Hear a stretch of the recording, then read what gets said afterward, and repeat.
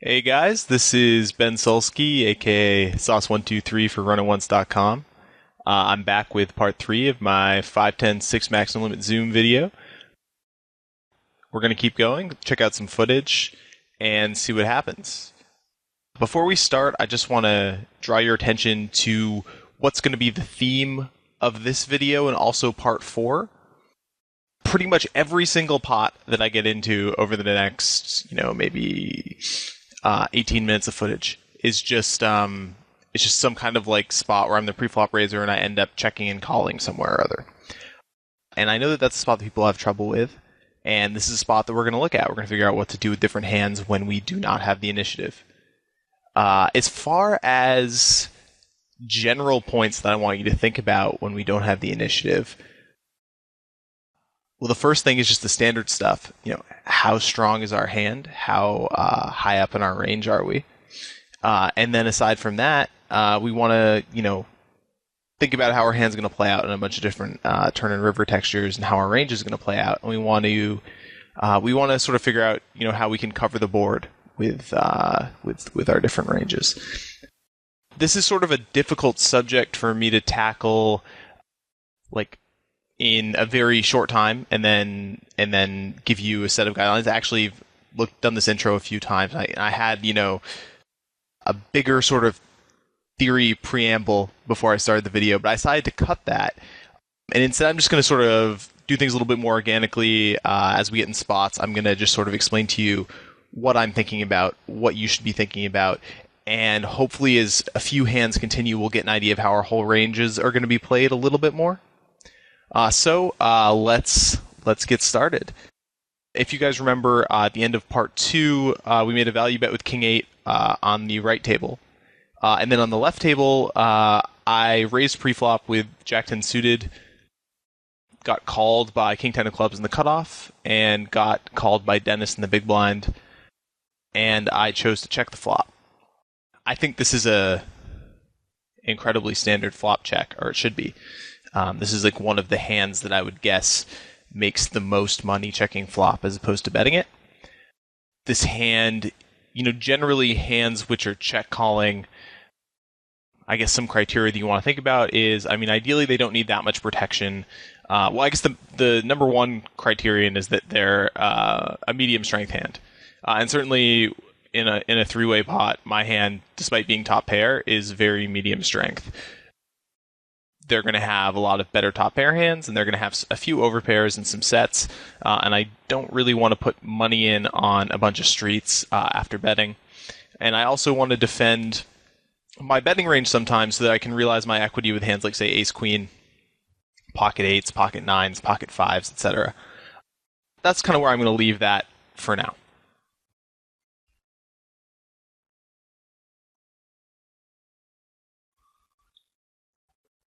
So we're going to face a bet of 70 into 90. Dennis is going to fold. I'll let him fold. Dennis is thinking. Right. So this is already, I would say, kind of a marginal spot, but not marginal enough that we're ever actually going to fold. We don't...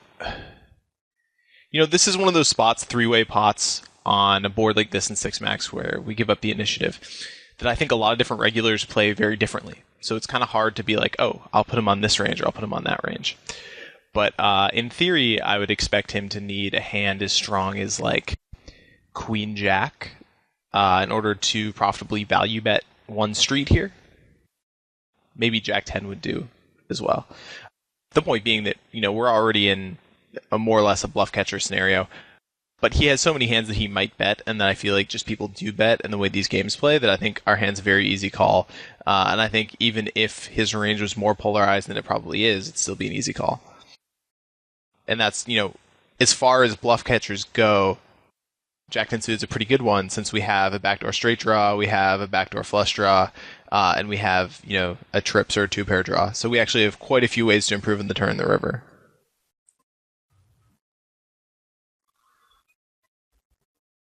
Okay, this is kind of an interesting spot. I do this thing that I'd say not that many other people do, which is where the middle card pairs and I'm playing in heads up poker, I tend to lead. and I have a few different sorts of leading strategies that I play with. This is not a good spot to lead. And the reason is that when I raise in the hijack preflop in a 6-max no limit game, I have so few 7s in my range. I have, 8-7 suited, 7-6 suited, ace-7 suited, pocket 7s, and that's it.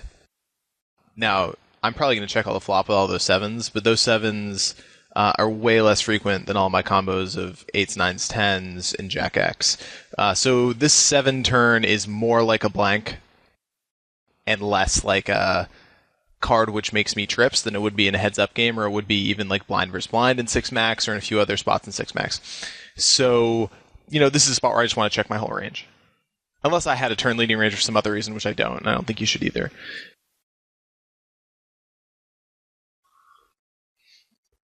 It's a pretty loose open with 10-4 clubs. That's, probably the single weakest hand I'd open. I mean, meaning I wouldn't open 10-3. I might open 9-5, etc. Okay, so this river spot I think is instructive. Actually, this is a spot that it would be interesting to go over later on. But how does my range look on the river?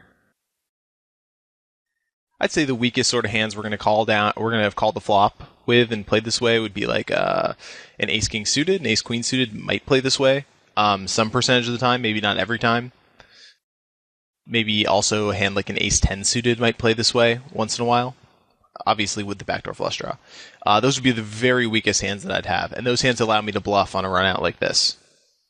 So I would play those like this sometimes. Other than that, I have a lot of pairs. And I suppose I could bluff with a hand like pocket 9s. My preference is to get to the river with a range weak enough that I don't need to bluff with a hand like pocket 9s in order to get a jack to fold. Definitely that 8 improves some relatively decent percentage of my check call range, because I definitely have pocket 8s a good amount. The 7 improved, a reasonable percentage of my check call range, and a lot of my check call range was already a jack. So I should be pretty far ahead here, for the most part.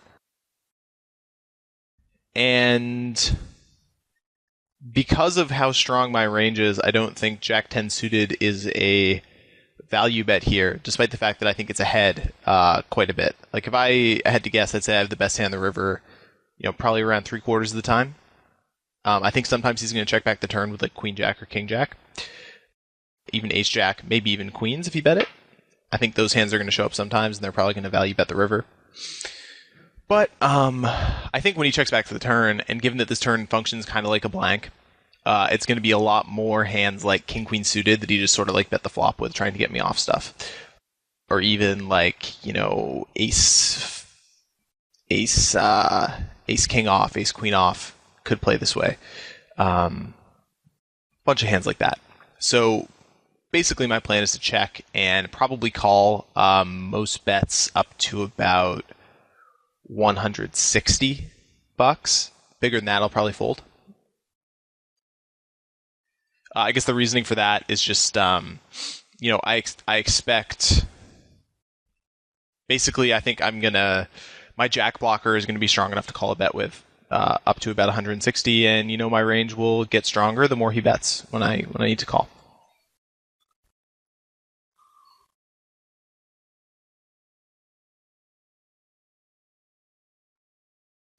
So I end up having Ace King. I don't really understand his bet on the flop. I think that's probably a decent sized mistake. If he's betting the flop with Ace King, I guess he does get 5s through 2s to fold for both players, which is actually not that big of a deal because those hands usually end up folding later on anyway. It's not like, because you check the flop back with Ace King, you can't bluff later. He can still bluff. So those hands folding doesn't mean that much to me. Yeah, I just think that on balance, a hand like Ace King, it's not really improving to the nuts that often. It's just improving to like a hand which can value bet another street a decent amount. And it seems like it's better off just showing down against dominated aces and bluffing on some runouts that hit other parts of his range.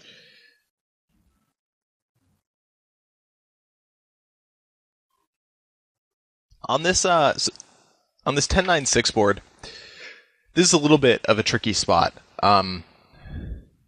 You know, if a guy's checking all medium strength hands here, then I think the flop's a bet. Like, say his range is a lot of pocket eights and pocket sevens and pocket jacks and 9-8. I think we'll do pretty well betting the flop here because it's going to be, kind of hard to realize our equity on the turn, and we want to get some three barrels in. And so I think it's kind of tempting against the way a lot of people, in fact, do play to three barrel here, or, at least two barrel, just generally start applying pressure. Especially when we're going to get folds from fives through twos and folds from ace king and ace queen on the flop. So I don't mind a flop bet, especially against the way people play. I decided to check back and bluff a lot of turn river spots. I think either one's fine. I mean, I guess the danger for me here with the ace jack of diamonds is that I think, just before we move on, I'm a little leery about betting flop because I think that if we're betting flop with every suited ace with the backdoor flush draw, I think if we sum our flop betting frequency, it's going to end up being really high. I think it's going to be like, especially if we added something like ace queen or ace jack offsuit. I doubt we will. But I can, I know a lot of people who, when you check to them and they're in position, they're going to bet stuff as weak as pocket sevens and eights, and they're going to bet ace jack suited, and they're going to bet king queen suited. And if you look at how tight their preflop range is, that means they're checking back like ace king offsuit and not much else even. So I don't want to be in that spot. So I do want to sort of leave myself a fairly balanced check back range, which is why I chose to check back this hand. But I think either play is good. On the 8, I'm going to barrel, every time. I don't think the sizing is hugely relevant. 50 is fine. He can't call here with ace queen. He can't call here with fives through twos. I suppose if we bet bigger, we put more pressure on hands like ace 9, but those are frankly pretty small parts of his range. So I think any bet in the region between 40 and 70 is pretty effective here.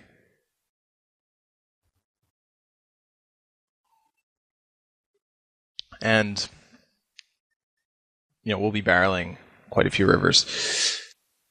This is pretty self-explanatory. I think bet sizing wise, generally when this jack is pretty darn good for us. A really good way to hand read, and one that I do, I think, more than most, is you hand read based on what your opponent has or what your opponent doesn't have, instead of just looking at the board and seeing that, there's 2 4 straights. I think this is a spot where he doesn't end up getting here with that many jacks. I think a tricky player would play a hand like Jack 10 suited or Jack 9 suited like this a fair amount. So I think, a good tough player, we can expect those hands in his range. And we can expect, I would say ace jack is usually betting turn or betting flop. Pocket jacks might play like this, or it might bet the turn for value. And then there's a few sevens that he might just slow play like this. Like he might play something like 9-7 like this and be like, oh yeah, I don't have that many sevens in my range on the turn. I'm going to check and induce bluffs and check raise the river. That would be okay. So I think we can give him some combinations of a 7, a few of these jack combinations, but he's definitely going to have more one pair, I would say, than other things. And, he's definitely going to have some hands like 9-8, 10-8 suited. 10-8 might bet flop. But he's also going to have maybe a few flushes. 10x of diamonds is really the big one. Hand like ace 10 of diamonds. Like ace 10 of diamonds, the problem is like king 10 of diamonds is really the flush that we're getting check raised by, I suppose. Ace 10 of diamonds might bet flop, and also, we have the ace of diamonds, so we can't have that. So I think king 10 of diamonds would be the one, after the queen hits. That's kind of our check raise flush. So I think this is an interesting spot. I'm not actually sure what our bet size should be on the river here. I think it's tricky. I wouldn't fault anybody for making an overbet here. I think that this would be a fine spot for an overbet. I chose to go for the bet 3-bet, and I think I ended up betting 120, planning on shoving over a check raise. I think that's probably okay, and I'm not sure which one's better. My guess is that the overbet might be better, especially based on how people play. I just don't see I guess 6-5 of diamonds. I think that's probably check raising. A small bet, but just flatting the overbet, so we get extra money in against hand like that. 7-6 of diamonds might play this way too. So I think there are some hands. I mean, he is raising under the gun, so you can discount those hands a little bit pre-flop. But I do think there are some flushes. But there's quite a few more straights. So maybe the right bet size is to bet 150 or something, and then bet 3-bet, or maybe it's just an overbet right now. I'm not sure.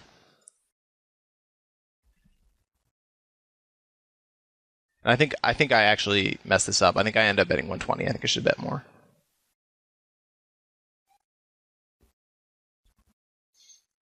Luckily, this does not cost me very much, as mistakes go, because I'm going to get those check raises, and I might even get check raised by a hand like a jack here once in a great while. I mean, I think that's pretty far fetched, to be honest. I think that's a pretty clear cut mistake by me, betting 120 there.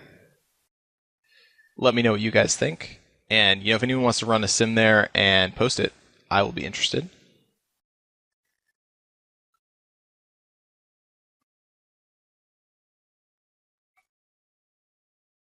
Very easy 3-bet.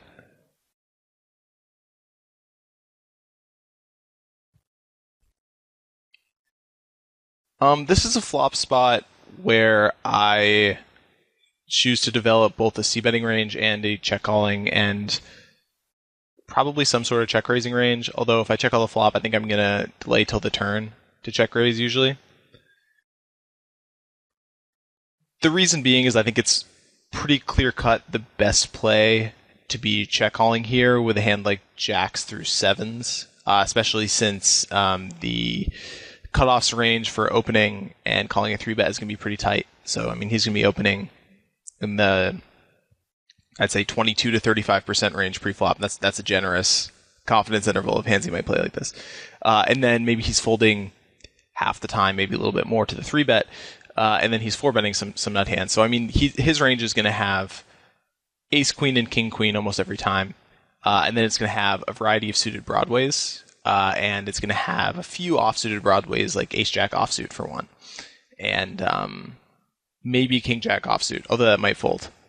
And then he's going to have some suited connectors, and he's going to have some medium pairs himself. So I think in some suited aces. So, against that range, I don't really need to be betting jacks through sevens. I'm not getting value from anything. I'm just allowing him to fold his air. So instead, I think I want to be checking those hands. And I want to be value betting, roughly the bottom of my range should be a hand for 3 streets. A 3-street value bet would be like a hand like ace-queen. King-queen would probably be a little bit too weak, although I'm not 100%. That's just kind of my gut reaction looking at the board. So I'd tend to cap my calling range, around king-queen. Unless I'm slow playing, which I might be sometimes. So that's kind of, how I'm playing my range. And, I expect to be calling the last bet with my check calling range with roughly queen X, at least mostly queen X. And then, okay, where does that leave ace-king? Ace-king is an okay hand to bet or to check. I tend to favor checking it without a backdoor flush draw in this spot and check calling the flop. It's going to protect my range on aces and kings, which are the cards which jacks through sevens obviously completely miss. So I think it's a good hand to have in my check calling range, and then I can bluff with it if the board comes out particularly nice for me later on. I would tend to bet it with a backdoor flush draw. It's also okay for me to, I think that's fine. It might be better to bet some combos of it and check some of the offsuit combos. I'm not sure about that. I don't play enough six max right now to have like an incredibly precise idea of my frequencies for every spot. I'm just sort of trying to figure out what's going on. I like my check call, and then I'm going to be check folding the turn. I actually don't think Ace King is as terrible a check call on the turn as it looks at first glance. I ended up snap folding here, I believe, but I think I could have gotten away with a check call basically. The reason being that, well, I mean, I would prefer to have a few aces in my range, but at the same time, I do think I'll have like ace six suited will probably be in my check calling range in the flop. If I do three bet, I might not always three bet against cutoff open, so that's kind of sketchy. It is nice to have the occasional ace in my range, but at the same time, an ace is not going to come off that often on the river, so I think once he's already risked this much money and there's not that much behind, I can just go ahead and fold turn. But I would prefer to call the turn with a hand like ace king over a hand like pocket sevens. I'm going to have better implied odds, and I'm going to do better against I'm going to do better against his value betting range. That being said, the problem with ace king also is that there are quite a few hands in his bluffing range that I block or somewhat block. Like, I block ace jack offsuit, I block king x suited. So I do think my check fold in the turn is good. I just wanted to kind of bring up that point. I think it's kind of interesting.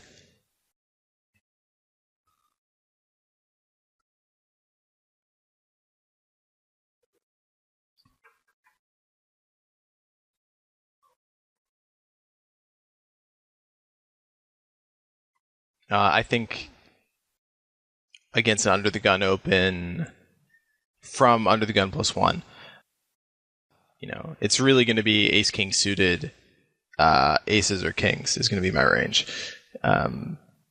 Maybe queens too, but I think that's a bit too loose, and I'm not 100% sure on the exact mechanic here. But yeah, I mean, I think as a general rule, you want to have aces, kings, ace king suited, and then some suited aces, and that's gonna put under the gun in a tough spot. And the problem with going wider than that is just that we're risking 10 bets with 4 dead hands behind us and a live tight opening range in front of us. So it's just really difficult to get enough folds.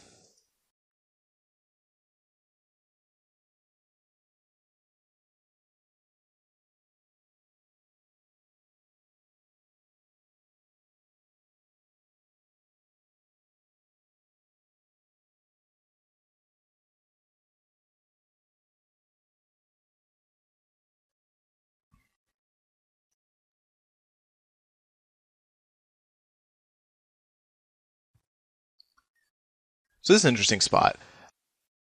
I think that some people would just shove here. I don't think it can possibly make sense to shove here. Now, I haven't figured it all out exactly, but since our value range pre was ace king suited, aces and kings, we seem to be pretty much in the middle of our value range, and we're facing an incredibly strong line where we get cold 4-bet for 21 bigs from the small blind with another hand live. So it seems like a spot where his range should be aces, kings, couple of suited aces or something. His range should be very tight to make this play. I'm not sure how tight it actually is. I mean, I think in the games I see people showing up with ace queen offsuit here. I think that's a pretty big mistake. And I'm not sure if they're bluffing or value betting with ace queen offsuit. But yeah, I mean, I think especially given the price that I'm getting, I'm going to be calling with kings for sure, and then I'm going to be getting it in on non-ace flops. I think that's standard, maybe. I just don't think I don't think we're getting it in good if we shove pre. I think we're just picking up the dead money, and it's stacks are getting pretty shallow. I mean, we're only shoving a little bit over 2x pot, but still, I don't think it's quite shallow enough to get it in.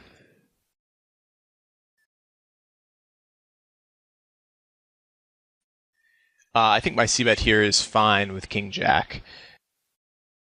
His range should not be that tough on the left table here. Kings isn't going to be in there, nines may or may not be in there, so that leaves him twos. King 9 suited beats me, and then he may or may not have King Queen. So I think this is a board where my button range is hitting pretty hard against his calling range, and I want to be doing quite a bit of c-betting and quite a bit of double barreling. So I think it's just a strong board for me. This hand on the right is definitely tricky. So the problem is that because of card removal, he has to be favoring suited aces, or maybe a hand like ace queen off, for his 4-betting range pre, and he flopped an ace. So if his range is all ace X, then we're just drawing pretty much dead. If his range contains a hand like queens and jacks sometimes, say he was just doing a linear range and decided not to 4-bet bluff with ace X, then his range might be jacks plus ace king, in which case, if the bet's small on the flop, we might be able to peel.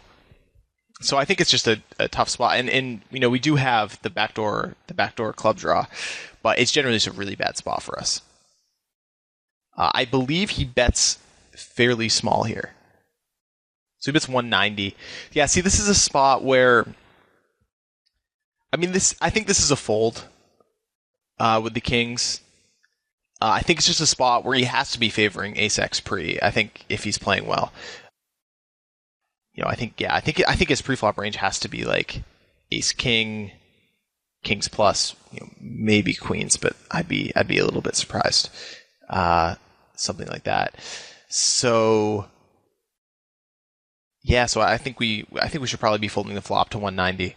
I think we could be calling if it was 140, so I think it's relatively close, and I believe I make the peel. I think my peel's okay, exploitively, just because I think he's just going to show up with some random stuff here. But I think even if he has sort of a wider range than he should, he's still going to barrel enough that I'm not going to end up getting to showdown that often. So I think I just prefer folding the flop against pretty much everybody. I make this weird bet on the turn on the left. I don't like this. My thinking was that I'm way far ahead on the turn. I was like, well, yeah, he might check raise the flop with twos. He might check raise king 9 suited. He might check raise he might check raise bluff some gutters with backdoor flush draws and things. And I was like, oh, okay, then what do I lose to? I only kind of chop with king jack and I beat everything else. I don't think that really holds that much water though, as an argument. I think when I bet 140, he doesn't really have to call my turn bet without a king himself. And since I'm blocking kings, I'm just going to get a ton of folds. But since I'm way far ahead with king X, I think I just make more money betting, a smaller amount and getting calls from nines. So I kind of am just betting too much with my king. I think if we're overbetting here, or this is basically a pot size bet. That's a much better bet with a hand like 2 nines. That's a good hand to bet a lot of money with in the turn. But king jack doesn't really make sense. And if he's slow playing the flop with pocket nines, king 9, king deuce, or king 3 suited, he's just going to call me down, and I'm going to look a little silly. That being said, my plan was to bet huge in the turn and check back the river, and that was just sort of balance my range a little bit so that I'm not completely polarized when I bet too much in the turn. When I overbet the turn. I think that's okay, but I don't think I have quite the right hand to do that with. I think I need a hand like ace king to pull that off. So I think this was just sort of a bad play. In fact, it's going to be 2 bad plays. I'm going to calling on the right hand table too.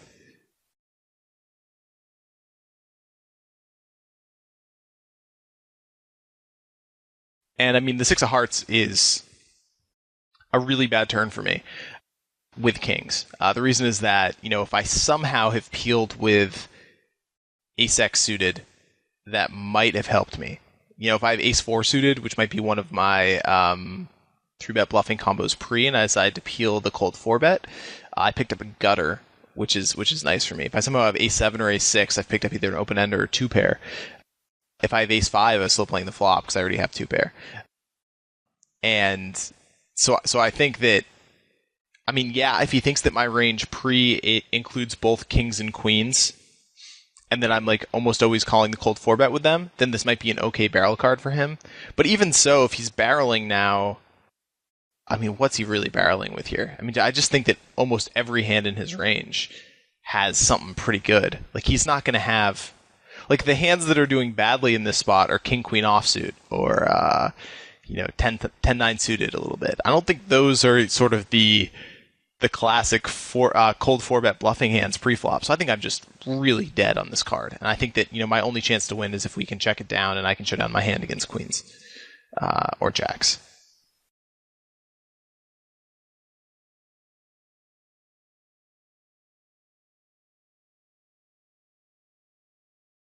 And I mean, we should pause and be like, okay, is this a good spot to turn my hand to a bluff? I don't think so, and I think for the same reasons it was a fold on the flop. I mean, first of all, I can't think of a single better hand that will fold. Maybe I don't even have to talk about it more than that. I mean, he might fold ace 4 suited if I bet the turn and jam the river, or ace 10 suited, but I think that that's a very expensive bluff without a lot of return.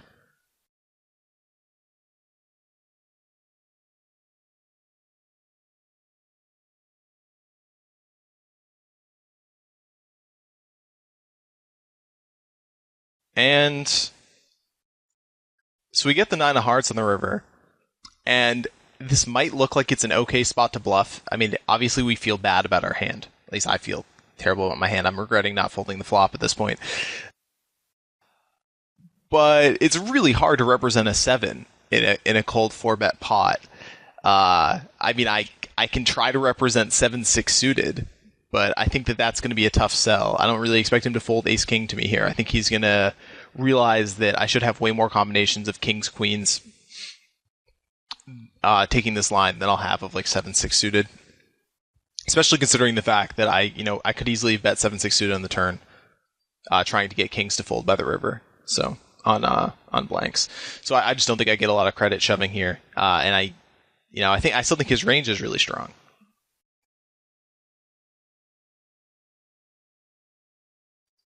Yeah. So I mean, I think this. There's not much to say here. I mean, I think that his cold 4-bet isn't very good. I think he probably wants to fold. I don't think that he wants to be blocking a queen that badly with the ace queen. I think he would. I think this is a spot where ranges are narrow enough pre that he'd prefer to be 4-bet bluffing with a hand like say ace 5 suited. That hand is going to have a little bit more equity against my range, and it's also not going to block some of the weaker hands that I might show up with. Of course, I guess actually maybe that's not true because if my 3-bet bluffing range is exactly ace 5 suited, then maybe he wants a hand like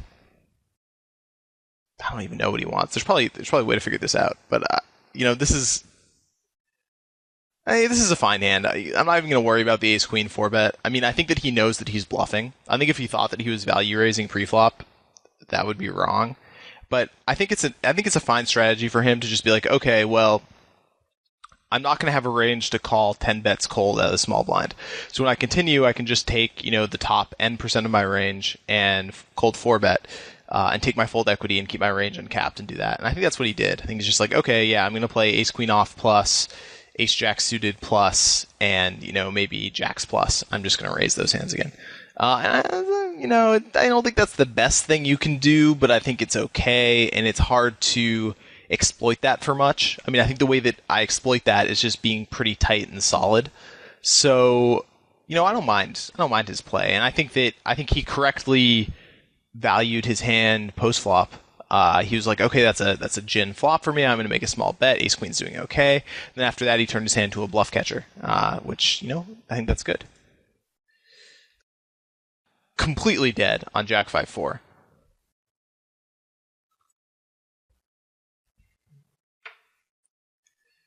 This is the dark ages of this video. I actually end up losing a ton of pots during this section, and then I come back later. So those hands will be more fun to chat about.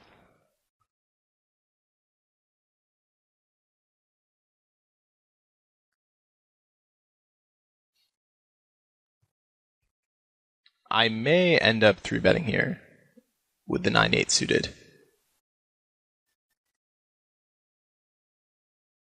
I think this play is whatever.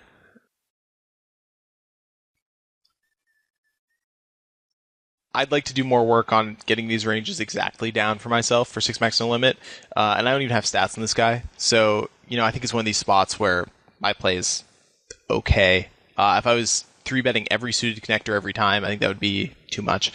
So here I am on Queen 9-6 after getting called, and I have the initiative and I have the stronger range. So why not bet? There's some flops where I would bet almost everything in my range.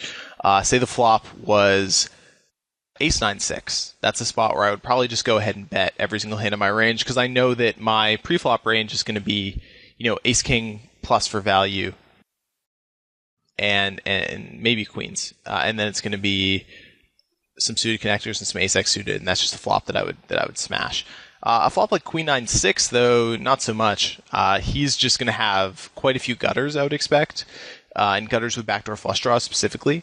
He's also going to have Ace Queen, maybe King Queen offsuit, and then he's going to have a lot of eights through queens. Two of which are now sets, and then jacks and tens are going to peel.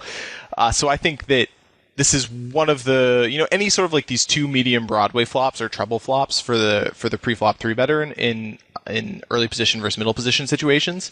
And so this is a spot where I'm going to have a pretty substantial check back range as the pre-flop raiser. And given that I have middle pair, which is sort of, a very medium strength hand, which is, it's actually sort of deceptive in this spot if I improve, because he shouldn't really expect me to be 3-betting that many suited connectors, 9-8 suited combinations. He should expect, some Ace X suited and then a few suited connectors. So if I hit trips or if I get 2-pair, I expect to get quite a lot of money and good.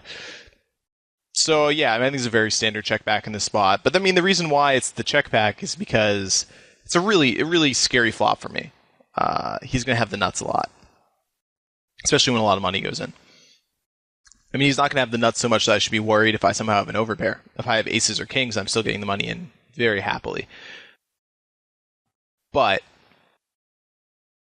my range won't be strong enough to just go ahead and barrel everything. This 10 of diamonds, for the same reasons that I talked about in the flop, is a really terrible card for me. I can expect him... he might even be bluffing with Ace King here, because he's just like, oh, this is really great for my range. Maybe he's even bluffing with pocket eights. I'm not sure. But, his range now contains all three sets. King Jack suited is a straight. King Queen and Ace Queen are pretty strong hands. So I expect him to just, be putting on a lot of pressure here, and I'm going to be folding most of the time. That being said, I have a pretty nice hand with the double gut, and especially, hitting the 7 is really nice for me. So I'm going to go ahead and peel here, but I wouldn't be peeling much lighter than this here. This is definitely a spot where I expect to be pretty far behind.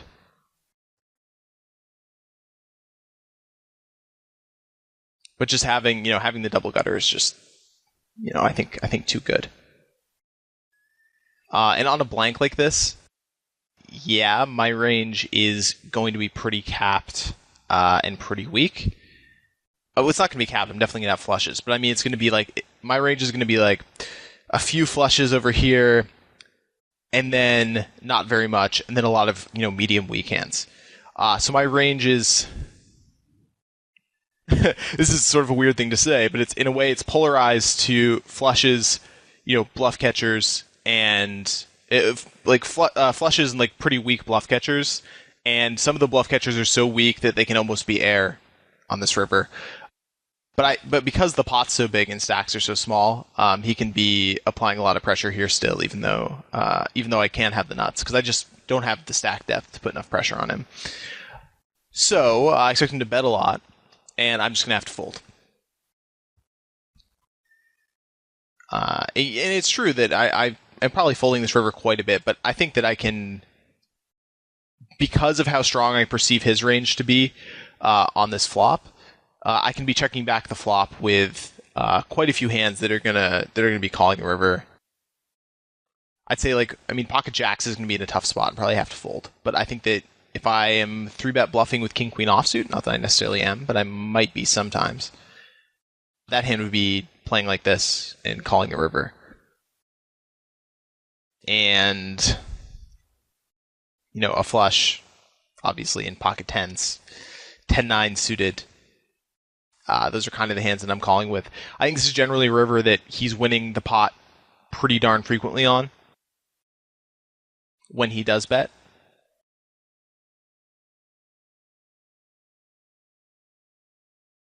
It's just a spot where, given that I don't hold any of the key cards, I hold a 9 here, but a 9 isn't nearly as key as a 10 or a queen, really. Especially the queen is just such a key card. Given I don't hold the key card, it's going to be hard for me to be able to bluff catch him a lot.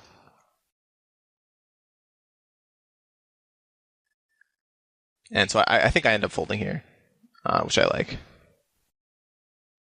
And even so, it's what is he bluffing with here? I like doing the sort of reverse analysis. He's bluffing with, I'm just going to bring it back. He's bluffing with ace-jack suited, for sure. I suppose, maybe he's bluffing. I think 5s through 2s folds pre. So it's there's this region of pocket 7s, pocket 8s. And it's not like I'm going to be betting ace-king on the turn as a bluff, try to get 7s and 8s to fold. So I think he can show those hands down if he wants. So I just think that, he doesn't really have that many bluffing combos in this spot.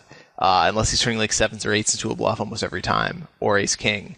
I just don't see it. So I think, I think it's just a pretty easy fold, even though my hand strength is pretty strong and my range is pretty weak. If that makes sense. It's kind of a strange spot. When ranges get narrow on this spot, there's going to be some boards where there's asymmetries, and I think this is a spot where his range does really well relative to mine. So when I'm 3-betting an early position raiser, it's just ace XX flops are me. That's me. I'm going to win that pot all the time. And then to a lesser extent, king XX is pretty good for me. These sort of or 3 low cards is good for me. Sort of any of the cards, any of the flops which either have aces or dodge the Broadway part of his range are going to be flops that I'm going to be winning a lot on. And then there's some flops like this where he's going to do well.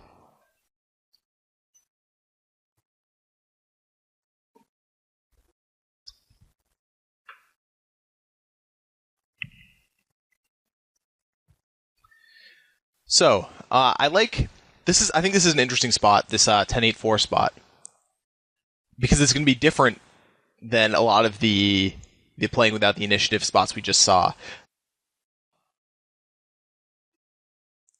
I think, well, first of all, let's look at, what kind of ranges we're seeing pre. Today I'm playing a raise fold strategy from the small blind. So I'm going to be raising the small blind, probably around at least 70% of the time, maybe a little bit more, because I think people might be a bit tight, and I might have a bit of a playability advantage after the flop.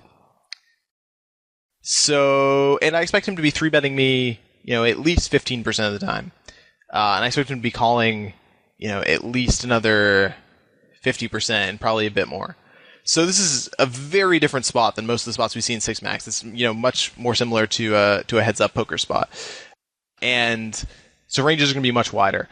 And consequently, King 10 is a very strong hand here. Now, despite that fact, because ranges are so wide, all of the nut combinations are in both players' range on this board. So I would say that he has 10-8 off, he has 8-4 off, maybe not. He probably doesn't have 10-4 off. And then he probably has 4s, maybe pocket 8s, pocket 10s. And I definitely have, a lot of those combinations too. So this is a hand for me that's kind of on the cusp between betting 3 streets and check calling down 3 streets. I would tend, I suppose, I guess I would mix it up. This is very much a borderline hand for me. I think that checking this hand is fine. I think that betting it's fine. It's just, it's at that sort of problematic hand strength. There's probably a right answer here. I just don't know it exactly. And just looking at sort of the way things are going to play out, I don't have a strong preference either.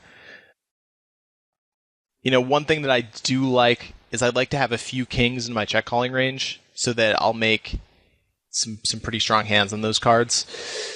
I guess I would I would definitely be betting the flop if I had a backdoor flush draw. I feel like that would be plenty strong enough. Yeah, I think it's just legitimately pretty close.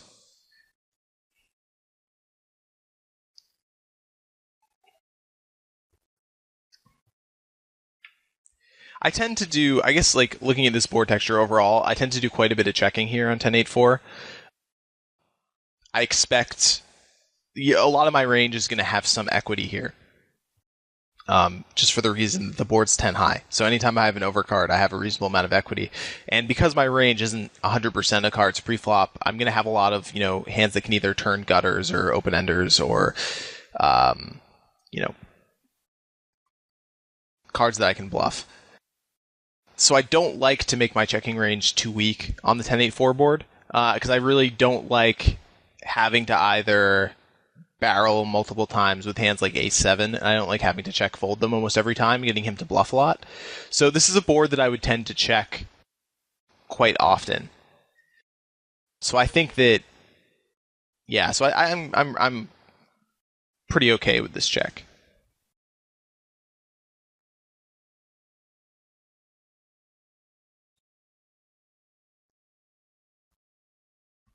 I think this will be the last hand in this video on the left here. It would be a big mistake I wouldn't say a big mistake, but I think it would be a big mistake to check raise here and then 3-barrel. I think that would be that'd be too aggressive. It would be okay to check raise here and then check call down. I think that's about the hand strength that we're at. It would be probably marginal in the river most of the time. And I think the natural line is just to check all some bets.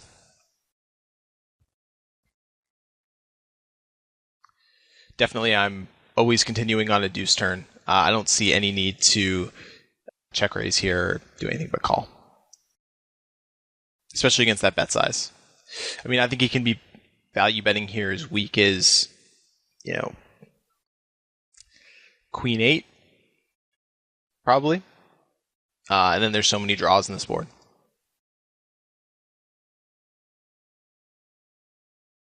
So this is kind of an interesting card. My check call range should contain quite a few 8s. An 8 is kind of a standard card that's a medium strength hand, and it's a pretty good medium strength hand that has some outs to improve, so it might check call down to the river like this. And that hand gets the trips. I'll also have some hands that are, 10x with the backdoor flush draw that's sort of weak, like 10-6 suited or something, 10-6 of clubs, that I might play this way. I also might check call the flop with a hand like ace-5 of clubs, planning on bluffing the river if it goes check-check on the turn. Or even a hand like ace-jack of clubs or ace-queen of clubs might sometimes check call the flop. So I think this is, a spot where my range is both fairly uncapped, although I don't expect to have boats very often, and pretty strong. Now, that being said, it's really hard for me to show up with a bluff here. I think that if I somehow check called the flop with... it's just really hard to show up with a bluff. I have to have a hand like ace of clubs 5x, or and that's just a really weak hand. I can't really call the flop with that.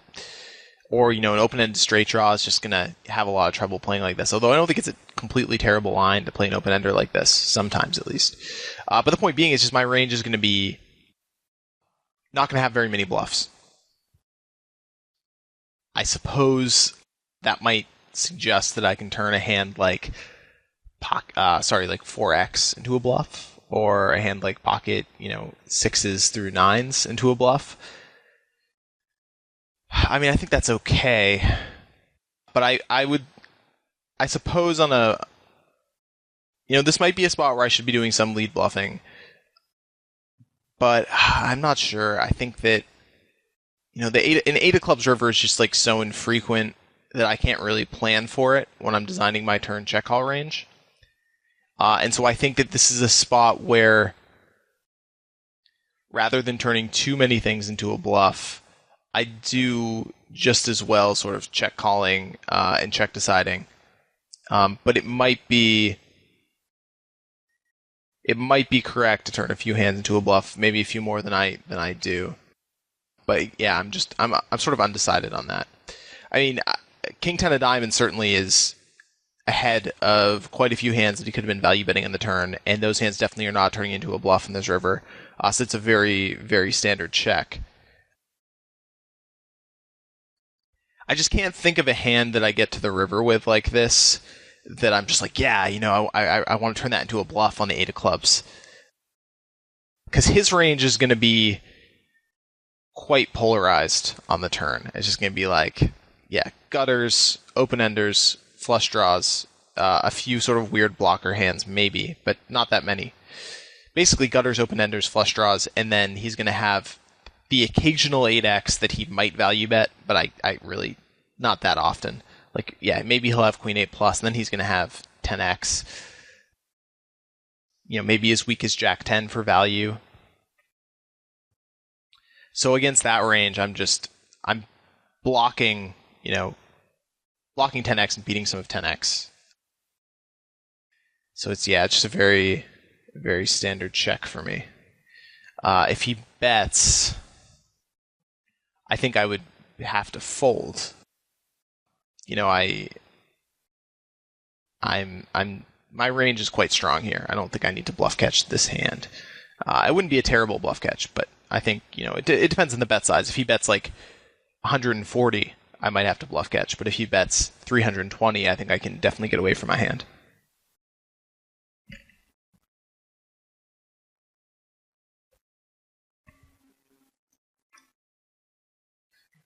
And he checks. Let's see what he had here. Don't know if I catch it. By the way, on this right table, I folded 9-7 of clubs to an early position open, but I think that shows that I'm not just 3-betting every single time I have some relatively connected suited hand. I do have a little bit of hand selection there. Well, guys, this is the end of part 3 of my 5-10 6-max Zoom series. Hope you guys are enjoying the video so far, and I'm certainly enjoying making it. And let's stay active in the comment threads. I've been enjoying getting in some good debates with you guys over there. Good luck at the tables, and I'll catch you next time.